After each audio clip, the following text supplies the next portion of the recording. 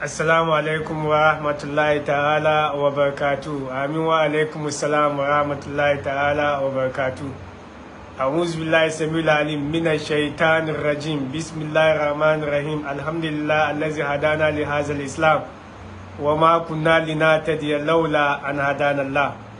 Allahumma salli ala sayyidil amin wa rasulis sakalain wa ala alihi musharrifin at-tahirin wa sabi mutawadiin at-tabi'in wa ummati khairul ummatil alamin.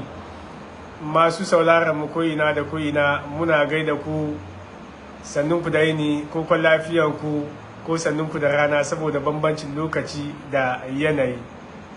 Mun gode ma Allah wanda ya kamu wanga lokaci, ya kamu cikin wadanga kwanaki 10 na Zulhijja. Alhamdulillah, Allah samu dace.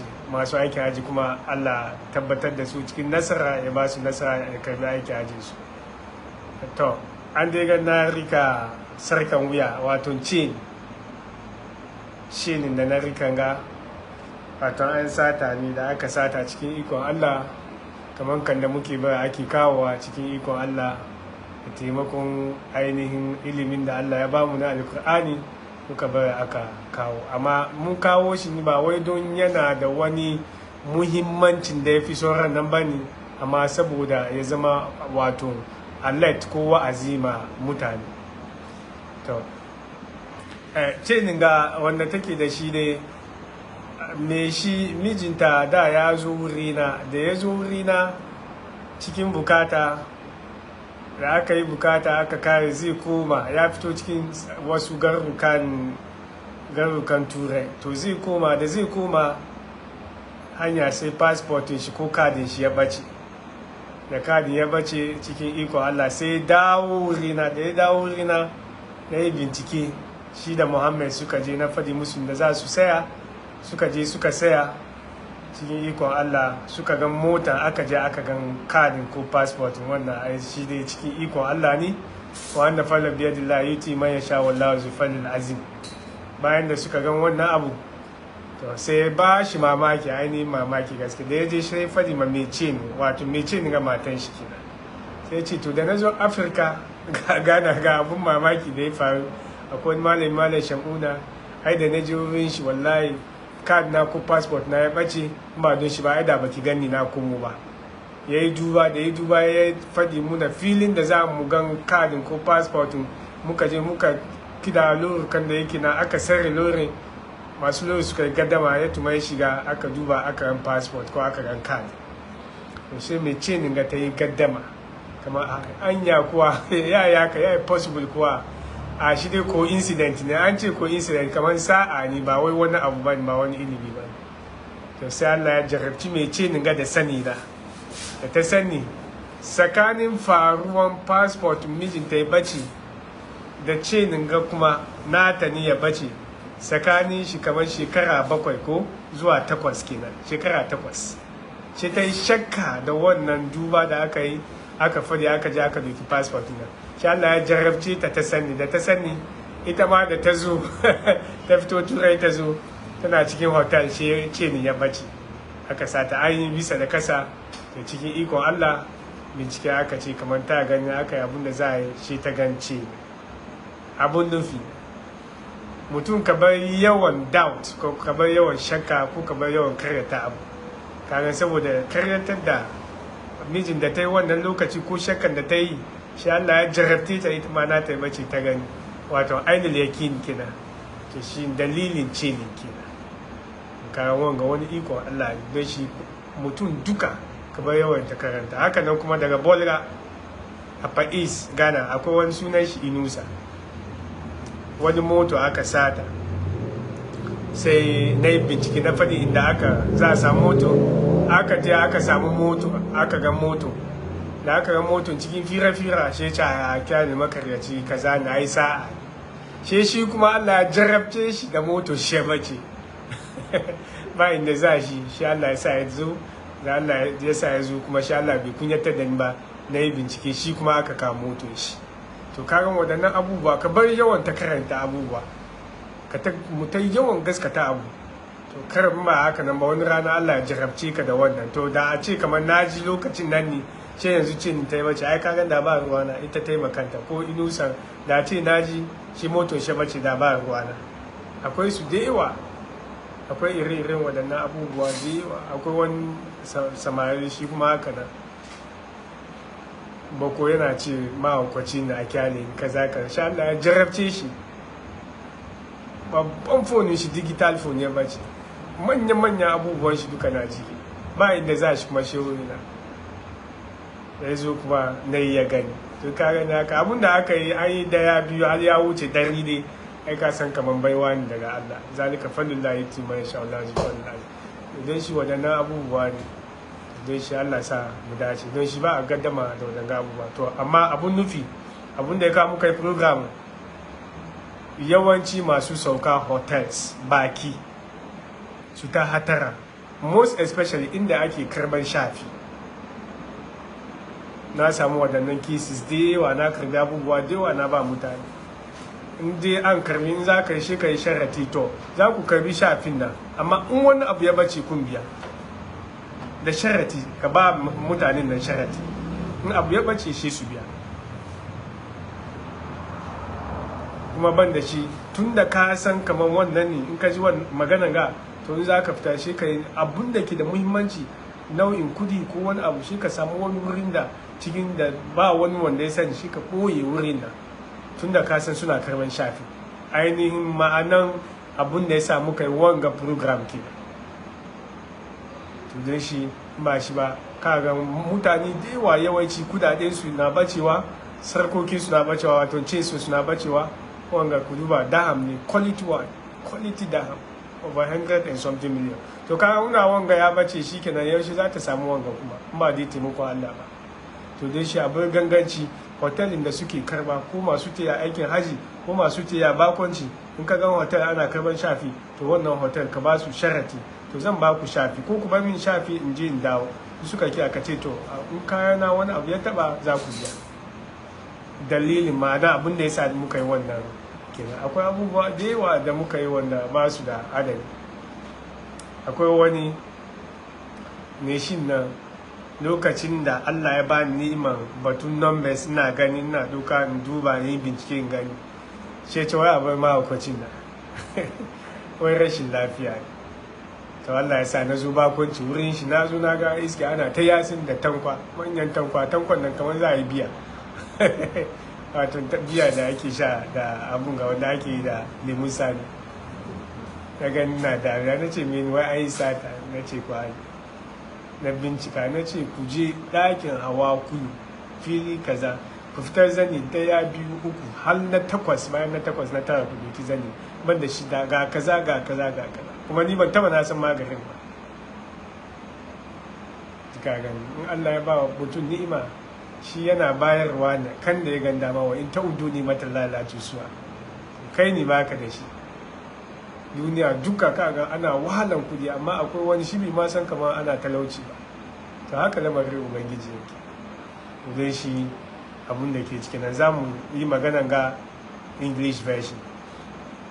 A'udhu billahi samil alim minash shaitanir rajim. Our viewers scattered across the globe, wheresoever you are, good evening or good morning or good afternoon, because of the difference of the latitude and the longitude. Our message is short, with the jewelries or the necklace. It was stolen, and then there's a history behind it. That's the reason why we title it The Necklace Spiritual Episodes and Other Related Examples. The owner of this necklace or chain, once upon a time, the husband came to me in Ghana, West Africa, Accra specifically. He came for spiritual consultation. He was from one of the Scandinavian countries when he came for the consultation. After the consultation, he was going back to Europe. When he was going back, on his way going to the airport, unfortunately, and later fortunately, his card or the passport got missing. it got missing. When it got missing, he came back again. He said that he could not go to Europe. And I said, why? And he said that the traveling documents were missing. Then I did the calculation with the spiritual numbers or mathematics of the Holy Quran. Then I gave them a vivid direction to where the card or the passport was. They went and stopped the cars, the number of cars they stopped. After they stopped the cars, they identified the car. Meanwhile, the car was a roaming car. It was not a car, it was not a station car. Fortunately, they retrieved the passport. When he went home, out of joy, he was explaining the episode, the incident to the wife, the owner of this necklace. Then she doubted somewhere along the line, which is part of human. So when she doubted, later on, she had a contact with me for 1 or 2 particular issues. When she came down to Ghana, then this necklace got missing. When it got missing, then she remembered that she doubted the husband some time ago. Then she came to me and I did the calculation and I told her to go back. When they went back, before she went back, then they kept the necklace under the bag in the hotel. That's a law of karma in a different direction, but this is a positive law of karma, but it's not negative. A negative law of karma will affect you, but this one has not any effect. It's only for history. So what she doubted years ago, about 7 years ago, it had happened to her, and she became a witness of what the husband experienced and what the husband witnessed about the miracles. There are a lot of and numerous examples or related examples of this. A case also happened in Bolga with one Inusa guy. When he doubted, after they stole, there was a motor theft, that's a machine, motorbike. Then they were discussing, he said, oh, that madman, it was a lucky. They brought the thing out of lucky or by coincidence. So his own was also got missing the next 3 days. He had no option than to come to me. I did the calculation, and then we did whatever thing we are going to do, and then they brought the machine back. You see, it's not. And then once upon a time too, one of the guys who also doubted me, calling me a madman, what I was doing, I was fooling people, he's a psychologist, whatever. I went and saw them, a cloth was missing, they were reciting, plenty, they were sweating. I asked them that, I did the calculation and told them vivid direction to the room, and then they went and took the cloth to the owner. If I quite remember the name, Sir Kulu. So all this is happening. So don't doubt, please. Try and have a first trust and first belief. One day, one time, also benefit from the belief that you have. So in total or in a nutshell, those of you guys going to hotels as strangers, and then the hotels that they've been collecting keys before you walk out, please make sure that you keep your items safely. If you are having money or something that will be affected or will be stolen, make sure that you hide it. And then there should be an agreement between you and the hotel. If you are going out, they should leave the key for you. But if they refuse or if they turn down, then you tell them that anything or if there's any problem, they will be held responsible.